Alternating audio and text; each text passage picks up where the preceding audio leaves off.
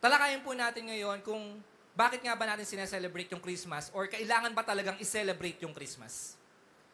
Minsan kasi parang inisip na, may mga tao sinasabi nila, kailangan pa bang i-celebrate yung Christmas? Wala naman nakalagay sa Bible na i-celebrate natin yung Christmas. Wala namang inutos sa Bible. Actually, totoo po.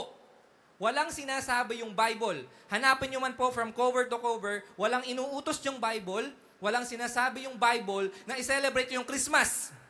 Wala po. Totoo po yung mga nagsasabi. Kahit mga nasa labas, sinasabi nila, wala naman nakalagay sa Bible, ba't nyo sineselebrate? So, wala po talaga. Okay? Yan po yung malinaw na sasabihin ko sa inyo. Walang sinasabi sa Bible, walang utos sa Bible na nakalagay doon, i-celebrate nyo yung Pasko. Pero, merong nakalagay doon na si Jesus pinanganak. Okay po? So, dito po tignan natin, walang eksakto at wala rin pong eksakto na date kung kailan ipinanganak yung ating Panginoon. Ba't natin sineselebrate yung December 25? Bakit mamaya magsaselebrate tayo? Bakit mamaya magkakainan tayo? Bakit mamaya magkakaroon tayo ng mga prayer? May mga gathering tayo? Ba't mamaya magsasaya tayo?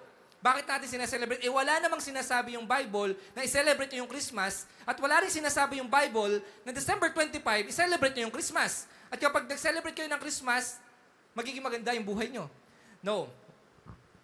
Malinaw po, walang sinasabi yung Bible po doon. Pero mga kapatid, sineselebrate natin yung Christmas. Bakit? Kasi nga po, ito ay kapanganakan ng Panginoon. Mahalaga na inaalala natin.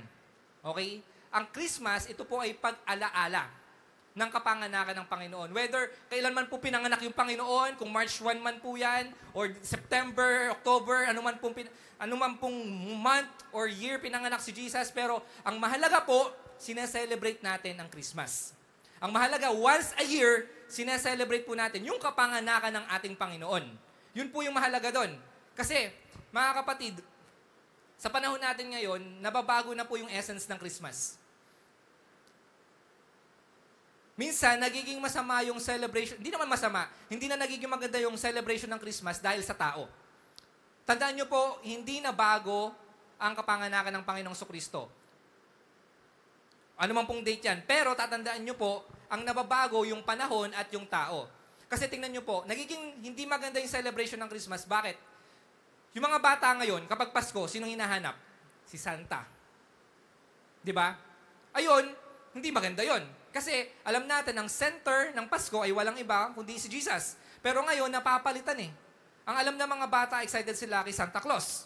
Alam nila, nagbigay ng regalo si Santa Claus. Yun yung inaabangan nila. Yun po yung pinapakita ng media, yun po yung pinapakita ng mundo. So, dinidistract po tayo doon. Pero, ang alam natin, Christmas, si Jesus naman talaga ang pinanganak nung time na yon. Ano pa? Minsan, hindi na po nagiging maganda yung Christmas sa panahon natin ngayon. Bakit? Mas excited tayo sa bonus. Mas excited tayo sa pera. Di ba pag Pasko, daming pera, bonus, ibigay mo na. Di ba? Ganun yung Christmas bonus, mga ganyan-ganyan pa, di ba? Tuwan-tuwa tayo. Magpapasko na naman. Dami na naman pera. Malulutong na naman na pera. Kay Ninong at kay Ninang. Di ba? Hingi na naman ako. So, bakit? Imbis na si Jesus yung maging sentro o yung maging focus ng Christmas, ang nagiging focus na ngayon ay pera. Material na. Regalo na. Nag-expect tayo, regalo. Di ba? Ina-expect na rin natin ngayon. Pag Pasko, daming kainan. Tignan mo yung katabi mo ngayon. Lumubo yan. Konti lang naman. Parang ako. Pag Pasko, lumolobo tayo. Pag Pasko, tumataas yung timbang natin. Amen po ba? O amen? Totoo po yan, di ba? Ang daming kainan kapag Pasko. Ang daming lechon kapag Pasko. Pag di naubos yung lechon, ginagawang sinigang na lechon, ginagawang lechong paksiw, o anumang klaseng lechon. Yung spaghetti nyo mamaya, hanggang next year yan, aabot.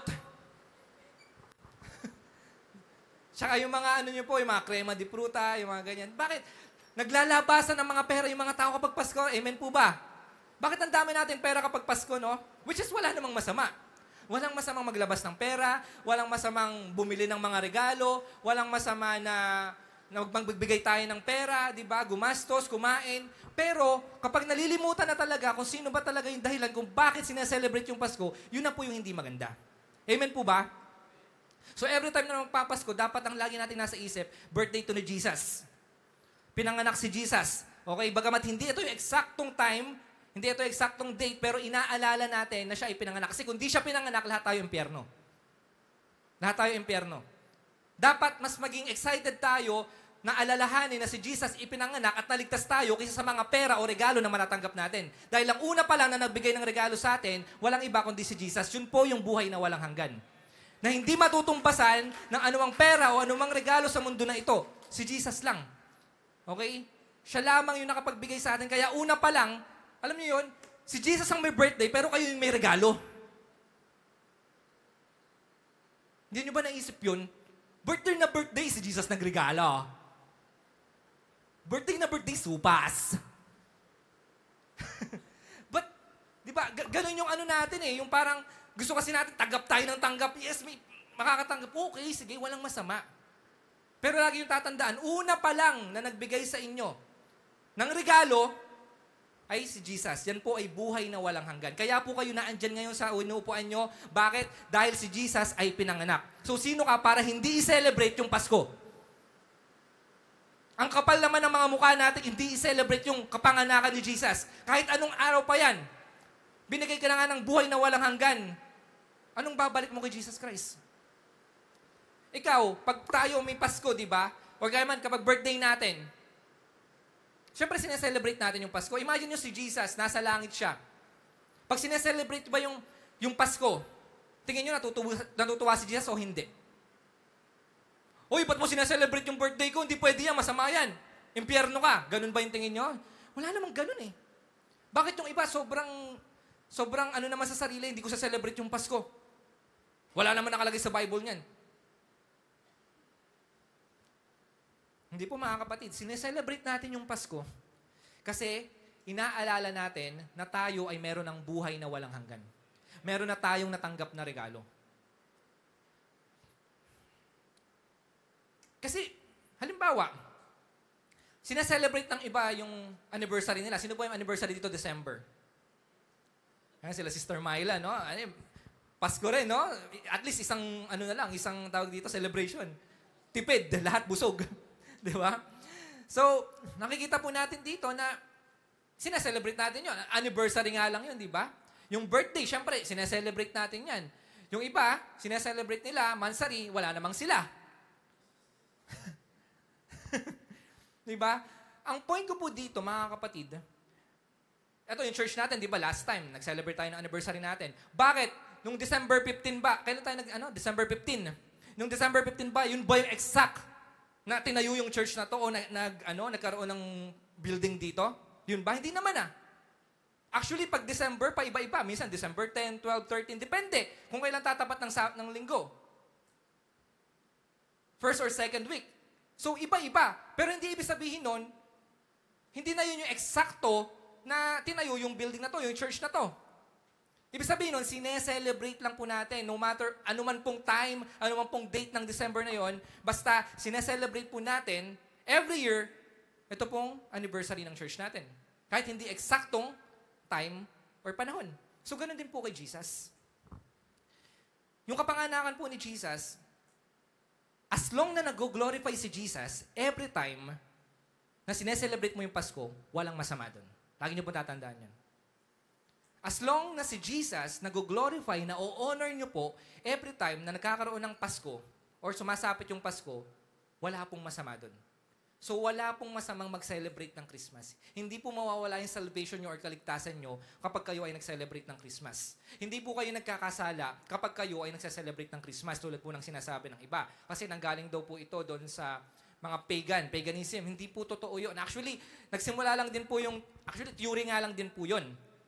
Okay, hindi pa naman talaga totally napatunayan na doon talaga nang galing kung ba't natin sinaselebrate yung Christmas. Nagkataon lang din po na 25 din yun. So ngayon po mga kapatid, tayo bilang Kristiyano, at least once a year, mahalaga po na sinaselebrate natin yung Christmas. Mahalaga po na kahit papano, naaalala natin na pinanganak siya. Actually, hindi nga lang tuwing 25 eh. Actually, kahit araw-araw po, alalahanin natin yung kapanganakan ng ating Panginoong Jesucristo. So kung araw-araw mo aalalahanin yun, araw-araw Pasko. Okay lang po. Kung paano nating araw-araw inaalala, iniisip yung second coming ni Jesus, edi araw-araw, alalahanin din po natin yung unang kapanganakan ng ating Panginoon, yung unang pagparito niya dito. So, wala pong masama. At least naaalala natin, kaysa naman wala. Mas maganda na po na every December 25, tayong mga Kristiyano sa buong mundo, nagsa-celebrate, kaysa naman wala. So, yung celebration po ng Christmas, mga kapatid, tandaan nyo po, ito po ay makakatulong para sa atin. Una, syempre, para magkaroon tayo ng puso na mapagbigay. Kasi pag Christmas, tingnan nyo, nasasanay tayo magbigay.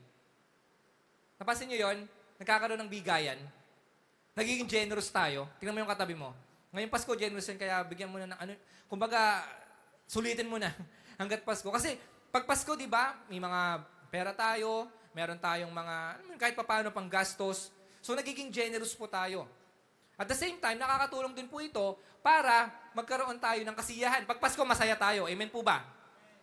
Amen? Na kahit minsan, sa isang taon, puro na lang kalungkutan, puro na lang, ano mo yun, yung nararamdaman mo, depression, anxiety. Pero at least kapag Pasko, nagiging masaya po tayo. Nakakadagdag po yan ng joy sa ating mga buhay. Nagiging napapangiti po tayo. Okay? At hindi lang po yun. Kapag po tayo ay nagsa-celebrate ng Pasko, ang nangyayari po nun, nakikita po natin, nagkakaroon tayo ng mga symbolism na pag-aalaala. Halimbawa na lamang po, yung ilaw. Pag Pasko, di ba mailaw? Naglalagay tayo ng mga Christmas lights. Wala pong masama doon, mga Christmas trees, o kaya man mga related sa ilaw, mga parol. Bakit? Kasi yan po yung nagpapaalala sa atin na si Jesus, siya po yung light of the world na dumating sa mundo na ito. Kaya kapag mailaw ang, maraming mga ilaw na yan, nakikita nyo kapag Pasko, di ba? Nakikita natin dyan sa Balanga, saan man tayo pumunta, sa mga every municipality, di ba? Nakikita nyo, nagkakaroon ng mga pailaw. Okay? Pag nakikita natin yun, nagkakaroon tayo, nagiging masaya tayo, di ba? Why? Kasi yung ilaw na yan, yung mga candles na yan, yung mga Christmas lights na yan, yung mga bituin na yan, yan po yung nagpapaalala sa atin na sa mundo na ito na punong-puno ng kadiliman, merong isang pinanganak na dumating para magbigay ng liwanag at yun po ay walang iba kundi yung ating Panginoong Jesucristo. Palakpakan po natin yung Panginoon. So, nakakatulong po yun. At the same time, ito rin po yung opportunity para tayo ay magkaroon ng gathering, family reunion. Di ba? Yung iba po sa inyo, may mga family reunion. Magkakaroon ng sama-sama, pamilya. Sa mga hindi pa nakakakilala sa Panginoon, pwede po ito yung opportunity para ma-share natin yung gospel sa mga tao tuwing Pasko. Kasi ang sentro ng Pasko, ba't natin nandun? Si Jesus eh. So yun na po yung tamang opportunity para ipakilala natin si Jesus. Kasi sa ayaw nila at sa gusto, ang bida, pag 25, si Jesus. Amen. So wala na kayong parang magiging, anong tawag dito? Excuse na hindi mag-share. Kasi eto na yun eh. Mapaano mang religion yan, under Christianity, kung naniniwala sa Pasko yan, alam niya si Jesus yan. So, ipasok mo na yung gospel. Amen po ba? Kapag may mga ganyang gathering, kapag may Pasko, binibigyan po tayo ng opportunity ng Panginoon para ibahagi kung sino pa talaga yung pinakadahilan kung ba't may Pasko. Hindi si Santa, hindi yung pera, hindi yung tuwing Pasko, excited tayo kasi merong bakasyon. Sino ito mga bakasyon? Diba? Ang sarap pag Pasko, may bakasyon, no? Nakakapagpahinga tayo. Diba? Pero more than that, lagi natin tatandaan, si Jesus lang ang dahilan kung bakit po tayo nagsa-celebrate ng Pasko. Amen? So, ang sabi po dito ni Paul sa Romans chapter 14, verse 5 to 6, ito po yung para magiging ano natin dito, theologically, magiging parang focus natin kung bakit natin sineselebrate yung Pasko. Kasi po, itong si Paul, sinabi niya, every time, ano man pong mga sineselebrate natin, kasama na po dyan yung Pasko, make sure na na-o-honor yung ating Panginoong Diyos. Amen. Halimbawa, sige, bigyan ko ng sample. Yung Halloween. Sineselebrate nyo ba yung Halloween? Hindi. Bakit? Hindi naman na-o-honor yung si Jesus dyan eh. Kahit sabihin natin, ano man pong mga ginagawa dyan, trick or treats or anuman. Bakit? Kasi nga, ang alam natin, kay Satan yun. Sa demonyo yun. Diba? Imagine nyo, nagko-costume, mga nakakatakot. Diba? Yung iba sa inyo, kahit di na mag-costume, tignan mo mukha, nakakatakot na. Ay, hindi, joke lang. Diba? Bakit? Ang takot, hindi nagagaling sa Diyos yan. Amen. Ang sabi, ang spirit of fear, hindi po nagagaling sa Diyos yan. So, dun pa lang makikita na natin na kung every Halloween, sinaselebrate mo yun, nananakot ka, hindi galing sa Diyos yun. Hindi nag-glorify yung Panginoon. So, alisin mo yan sa celebration mo. Ang Pasko, tingin nyo, nag-glorify yung Panginoon kapag sinaselebrate nyo yan. i-celebrate nyo yung Pasko. Ganun lang po yun. Ganun lang po kadali. Huwag na po tayong mag-isip. Wala naman sa Bible yan. Hindi naman nakalagay sa Bible yan. As long na nag-glorify yung Panginoon sa ginagawa mo, whether you eat or you drink, do it for the glory of God. So kung ikaw nagsa-celebrate ka ng Pasko, nag-glorify yung Panginoon, tuloy mo lang. Kasi mga kapatid, ang sabi po dito sa Luke chapter 2 verse 10 to 11, ito po ito po yung parang masasabi natin, verse kapag Pasko. But the angel said to them, do not be afraid. Ito po yung nagpakita yung mga anghel. Doon po sa mga shepherd. I bring you good news. Tingnan nyo, ang sabi, I bring you good news that will cause great joy for all people, sa lahat ng tao. So ano po yung good news na yon? Sabi dito, today in the town of David, a Savior has been born to you. He is the Messiah, the Lord. Kung papansinin nyo po, di ba nagpakita yung anghel, ang sabi, meron akong good news. Ngayon, kapag merong good news, anong ginagawa nyo? Nagse-celebrate kayo. Amen po ba? Nakapasa sa board exam, nakapasa sa LTO, hindi, joke lang. Nakapasa ka sa, or ano man, halimbawa, kinasal ka, di ba? Sineselebrate mo yun. Good news yun eh. So, ganun din po. Ang sabi dito, I bring you good news that will cause great joy sa lahat daw ng tao. At ang tinutukoy po dito ng anghel, ito po yung kapanganakan ng ating Panginoong Jesucristo. The Messiah, the Lord. So, ibig sabihin po niyan, kaya ngayong kanta kanina, di ba? Ang Mesyas ng Pasko, hindi po medyas. Okay? Ang Mesyas ng Pasko. Okay? Ang tagapagligtas. Si Jesus po yun. So, ibig sabihin, dahil si Jesus pinanganak, dapat sabihin natin to sa mga tao at mag-celebrate tayo. I-celebrate natin yung kapanganakan ng ating Panginoong Jesucristo. So, kung Kristiyano ka, kung tunay kang mananampalataya, dapat inaalala mo talaga yung kapanganakan ng ating Panginoon. Hindi dahil tayo pa nagbe-birthday tayo, di ba? Ba't tayo nagbe-birthday? Kasi inaalala natin yung kapanganakan natin, di ba? Nagse-celebrate tayo. Masaya tayong pinanganak tayo. Sino ito masaya pinanganak sila? Iba mga sad boy, no? Sabi, hindi ako masaya pinanganak ako. Sana hindi na lang ako pinanganak. Ganun-ganun pa nalalaman, di ba? Hindi. No? Pinanganak tayo sa mundo na ito dahil may purpose tayo. Now, si Jesus din, pinanganak sa mundo na ito. Bakit? Dahil meron din pong purpose. So, ano-ano po yun? So, dito, tingnan po natin, si Jesus, pinanganak siya para ipakita na siya ay tao at siya ay Diyos. Hindi lang Diyos. Hindi lang tao. Iba kasi tao lang eh. Iba naman, Diyos lang. Yung iba, half. Half tao, half Diyos. Diba? Android.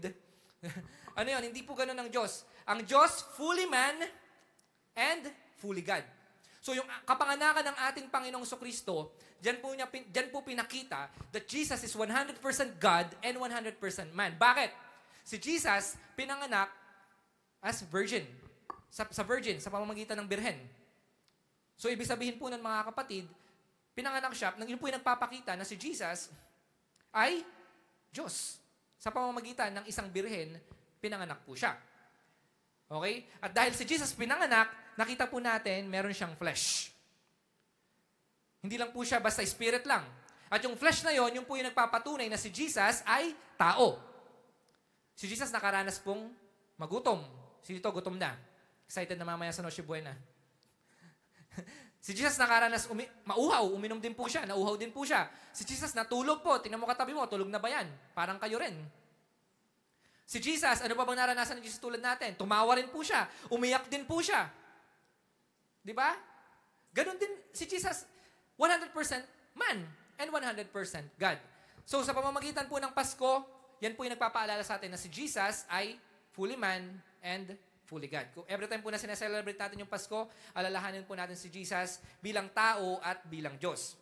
And pangalawa, ito po yung fulfillment po ng prophecy. Kaya may Pasko para ipakita sa atin na totoo yung Biblia. Yung mga prophecies sa Biblia, yan po yung nagpapatunay sa totoo lang na totoo yung Bible. Yung fulfillment ng prophecy, actually, halos lahat na po ng fulfillment sa unang pagparito ng ating Panginoon, or lahat na, ng fulfillment ng unang pagparito ng ating Panginoong Jesucristo doon pa lang sa Old Testament, natupad po yun sa New Testament. Yung kapanganakan ng ating Panginoong Jesucristo. Ang sabi nga, di ba sa Isaiah, a virgin giving birth to a child, at sabi doon, siya ay tatawaging Emmanuel. Ano ibig sabihin ng Emmanuel? God. Wow, galing. God is with us. Kasama natin ang Diyos. So, ibig sabihin po nun, eto pala yung nagpapaalala sa atin, no, na si Jesus, pinanganak, kasama pala natin yung Diyos.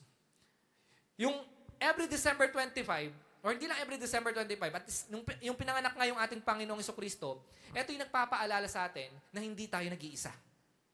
Amen po ba? Nakasama natin yung Diyos sa lahat ng mga pagdadaanan natin. Kaya po nauuna, actually, kung titingnan natin, di ba, parang ang nauunang celebration 25, no? December 25, and then New Year. Parang ganun. Kaya nga ang tanong natin, anong una? December, Pasko o Bagong Taon? Ano ba una? Pasko o Bagong Taon? Anong una? Pasko o Bagong Taon? Di ba nalilito tayo doon? Oo nga, no? Ano bang una? Pasko o Bagong Taon?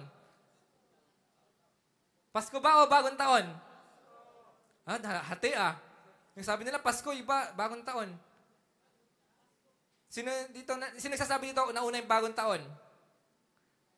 Sino na una Pasko? Hala. Parang ang hirap sagutin. Hindi, actually, ang nauna po talaga, syempre, January 1. Di ba? Totoo naman, January 1, tapos December 25, last. Di ba? Kaya lang, ang nangyayari kasi ngayon, tingnan nyo parang ang nauunang celebration na, kasi nga nagsimula na nga. Ang nauunang celebration, tama naman po, 25. Ngayon. And then, bago-bagong taon. Ang gulo, no? Hindi, technically, January 1 po talaga. Kasi January 1 tapos December 25. Pang dulo talaga. Pero ngayon kasi, yung celebration, parang nauuna December, bago New Year. Amen. Pero kung titingnan nyo, bakit nauuna yung December? Bago New Year. Akin lang po ito Pag December kasi, nauuna yan, bago dumating yung bagong taon, pinaparamdam na sa atin ni Jesus na kasama natin siya bago pumasok yung taon. Kasi minsan natatakot tayo, uncertain yung mangyayari sa 2025 Pero bago dumating yung 2025, merong December 25 na nagpapaalala sa atin na kasama natin yung Diyos pagpasok ng 2025. Palakpakan po natin yung Panginoon. So, huwag kayong matakot. Kaya nauuna yung celebration, nagiging masaya tayo pag 25 Diba? Kaya tayo nagkakaroon ng joy pag December 25. Kasi sa pagpasok ng 2025, meron tayong hope, meron tayong pag-asa, meron tayong peace, meron tayong masaya tayo kasi alam natin, kasama natin yung Diyos. Bago pumasok yung taon, bago pumasok yung bagong taon. Kaya mga kapatid, ngayong Pasko, alalahanin natin na si Jesus, kasama natin po siya palagi. Pinanganak siya para ipaalala sa atin that everyday, anumang pinagdadaanan mo, masaya ka man or hindi, kasama mo ang Diyos. Kasama mo siya sa hirap at ginhawa, kasama mo siya sa pagtawa at pag-iyak mo, kasama mo siya saan ka man magpunta. Yan po yung ibig sabihin ng Emmanuel. So, wag po kayong mawala ng pag-asa. Wag po kayong matakot. Kasama natin ng Diyos. Pangatlo, yun nga po sabi ko sa inyo kanina, yung December 25, ito yung nagpapaalala that Jesus is the light of this world. Kaya nga po siya, yung metaphor po kay Jesus, siya po ay light. Ilaw po siya. Ibig sabihin siya po yung nagniningning. Kasi madilim ang mundo dahil sa fall ng tao, dahil kay Satan. Naging madilim ang mundo, darkness. Pero hindi po nanatili doon.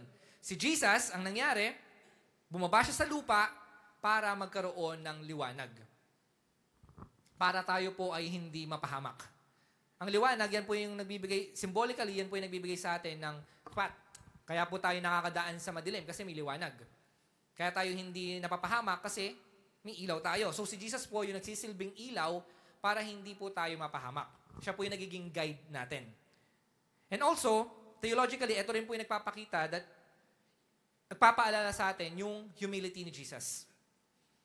Pasko ang nagpapaalala sa atin na maging humble tayo, huwag tayo maging hambog. Dahil si Jesus, pinanganak po siya sa sabsaban. Namuhay siya ng simple. Amen? Tumulong po siya sa mga mahihirap. Simple po si Jesus. Hindi po siya nagkaroon actually ng marangyang buhay. Wala siyang eroplano. Wala siyang napakalaking mansyon. Wala siyang mga sports car. Actually, sumakay lang siya sa donkey. Pagpapakita rin po yan ng humility. So yung Pasko, ito po yung nagpapaalala sa atin na huwag kang maging mayabang. Tingnan mo katabi mo. Hambog ba yan o humble? Ay, humble. Ang mga taga First AG, mga nasa online, humble yan. Amen po ba?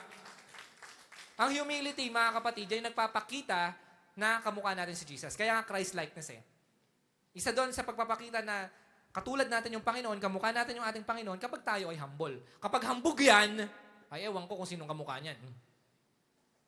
Hindi ko alam. Basta ang alam ko, pag humble, si Jesus. Okay, kaya yung mga kapatid natin dito na humble, ibig sabihin yan, magandang sign po yan na kayo ay sumusunod sa Panginoon at yan po, ibig sabihin yan, kamukha nyo yung ating Panginoon. Christ-like. Amen po ba? So manatili po tayong humble tulad ni Jesus, no? Kahit nasabihin natin siya ay Diyos mula sa taas, as in talagang hari siya, kaisa-isang anak, pero wala tayong nakitang kayabangan. Nanatili po siyang mababa. Nanatili po siyang mababa. So manatili po tayong mababa. Magpakumbaba po tayo. Kung gusto nyong ma-promote, kung gusto nyong tumaas yung antas ng buhay nyo, kung gusto nyong mas i-bless ng Panginoon, maging mapagpakumbaba po kayo. Yan po yung paalala sa atin ngayon, ng Panginoon ngayong Pasko. Sabi mo sa katabi mo, be humble, kapatid. Tuloy-tuloy lang. Huwag po tayo maging mayabang. Dahil pag nagyabang ka na, isang yabang mo lang, babagsak ka. Kahit ano pang naabot mo, kahit sino ka pa. Pag nagyabang ka, wala lahat yan, mga pinagmamalaki mo. Okay? Ano pa? Ito po yung nagpapaalala sa atin ng, yun nga, binasa natin kanina, yung good news, universal good news. Pangkalahatan. Sabi nga po, di ba, lahat. Pag narinig to ng lahat, magkakaroon ng joy. So pag di ka masaya kapag Pasko, ewan ko na lang. Kapag masaya kapag Pasko, sign po yan na kayo ay talagang tunay na naglilingkod sa ating Panginoong Diyos. Bakit? Kasi masaya kang pinanganak si Jesus eh. Inaalala mo yun eh. Kung di ka masaya at di mo sinaselebrate yun, ewan ko na lang. Pero mga kapatid, make sure na yung mga di nagsaselebrate ng Pasko, i-respect po natin sila. Kung ano man pong mga paniniwala nila, hindi sila nagsaselebrate ng Pasko, huwag niyo pong awayin. Kami, nagsaselebrate kami ng Pasko ganyan-ganyan. Huwag niyo po, ayaan niyo lang po sila. Kung di sila nagsaselebrate ng Pasko, it's okay. Basta tayo, bilang mga mananampalataya, nagsaselebrate tayo ng Pasko kasi alam natin, ito ay nakaka-glorify sa ating Panginoong Jesucristo. At ito po ay mabuting balita.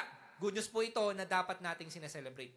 Ano pong mga good news, di ba? Minsan kahit simple celebration lang, nakarinig tayo ng good news, sineselebrate natin yon. How much more ito pa po? Na pinanganak si Jesus at dahil pinanganak si Jesus, nagkaroon ka ng kaligtasan. Hindi po ba good news yon? Na dapat sa impyerno ka, pero patungo ka ng langit. Naniniwala po ba kayo? Na tagalangit na kayo? Na ang permanent address nyo, new heaven and new earth. Yung iba, hindi. Ayaw nyo dito. Gusto nyo manatili sa mundo na to? Hindi po kayo taga dito. Hindi tayo taga dito. Ang tunay nating tahanan, doon po sa bagong langit at bagong lupa. Amen po ba? So yung kapanganakan ng ating Panginoon, yun po yung nagbukas ng pinto para sa atin, para magkaroon tayo ng buhay na walang hanggan at maging citizen po tayo ng kalangitan. Imagine nyo kung di pinanganak si Jesus. Wala. Lahat po tayo nasa impyerno. Lahat po tayo masusunog sa impyerno. Pero buti na lang po, bumaba si Jesus, nagkaroon ng kaligtasan. At lahat po tayo ngayon, yung pangalan po natin nasa aklat na ng buhay. Dahil kay Jesus. Amen po ba? Palakpakan po natin yung Panginoon. And then, ito rin po, yung December 25 o yung kapanganakan ng Panginoong Jesucristo, ito po yung nagpapaalala ng, yun nga, yung fulfillment ng prophecy at the same time, dito talaga manggagala yung Mesias o yung Messiah. Pag sinabing Messiah, yung tagapagligtas, yung matagal nang hinihintay ng mga Hudyo. Pero sa atin, alam natin, dumating na. Yun po ay walang iba kundi yung ating Panginoong Jesucristo. Bakit? Kasi siya ay pinanganak saan? Sa Malabya? Sa Tanato? Kabog-kabog? Saan? Sa Bethlehem. Anong significance nun? Yun po ay nagpapatunay na siya yung hari na manggagaling sa Bethlehem. Yun po ang tinatawag natin na City of David. No? Doon po manggagaling. Kasi kung titingnan niyo po yung genealogy, galing po yan kay David eh. Yan po yung na-expect ng mga Hudyo. Galing kay David. Yung magiging Messiah o tagapagligtas. So si Jesus, saan siya galing? Saan siya pinanganak? Yun po yung prophecy. Manggagaling po yung tagapagligtas sa Bethlehem. At sino ang pinanganak sa Bethlehem? Si Jesus. So yun po yung nagpapatunay na si Jesus, siya po ang tagapagligtas at siya po yung hari ng mga hari. Na alam natin, pagdating din po ng panahon, hindi man sa Bethlehem siya babalik, kasi nung unang pagparito niya, sa Bethlehem siya pumasok eh. Doon siya pinanganak eh. Pumasok sa mundo na ito eh. Pero sa next na pagbabalik niya, hindi na po sa Bethlehem. Jerusalem na po. Doon na siya babalik. At syempre, mga kapatid, yung Pasko, ito po yung nagpapaalala sa bawat isa na magmahalan po tayo. Mahalin natin yung Panginoon at mahalin po natin yung kapwa natin. Amen po ba? Amen? So, yung Pasko, kasi si Jesus, yun naman yung utos ni Jesus eh. Love your enemy. Ano pa? Sino pa? Your wife. Oh, of course, your wife. Yes, mga mister, yung mga wife, mahalin nyo ng buong puso yan, tulad ng pagmamahal ni Kristo. Ano pa? Sino pa? Love your neighbor. Okay? Mahalin natin kapwa natin. Hindi yung kapitbahay nyo. Sige, kapitbahay nyo, sama nyo na. As in, lahat po mga kapatid ng kapwa natin. Sino man po yan, mahalin natin yan. Ngayong Pasko, ito po yung magpaalala sa atin na magkaroon tayo ng puso na nagmamahal tulad ni Kristo. Kasi ang reason kung bakit bumaba si Jesus, bakit siya pinanganak, dahil sa pagmamahal. So every Christmas, lagi niyo pong tatandaan, ito po ang aking conclusion, ang Christmas, ito po yung bibigay sa atin o nagpapaalala sa atin na unang-una, we need to love our God and we need to love yung mga people, yung mga tao po sa paligid natin. Okay, kahit sino pa sila, kahit nga kaawan nyo, sabi nyo nga kanina ba, love your enemy? Ngayong Pasko, regaluhan mo yung enemy mo. Kaya mo? Ano pa ba? Bibigay mo 5-star, oh. Eto, 5-star, boom, sabog. Bibigay mo quitis, no? Hindi po, no? Hindi ganon. Si Jesus, hindi po ganon yung heart niya. Kahit enemy niya man, di ba? Ang ibig sabihin lang noon, yung enemy mo, ipag-pray mo. Panalangin mo, pagkatiwala mo sa Panginoon. Alam niyo po yun? Yun yung maging heart natin tuwing Pasko. Hindi lang po yung mga kamag-anak natin o kung sino man po yung nasa isip natin kapag Pasko, nabibigyan natin ng regalo, di ba? O yung mamahalin natin. Hindi po nakabase dyan eh. Kasi ang Panginoon, nagmahal siya unconditional. Kahit sino pa yan, kahit ano pa yan, mamahalin niya. So, ganun din po tayo. Tulad ni Jesus. Pag Pasko, ang manatili, ang manguna sa ating mga puso, ay walang iba kundi pagmamahal tulad ni Kristo. Tayo pong lahat ay tumayo.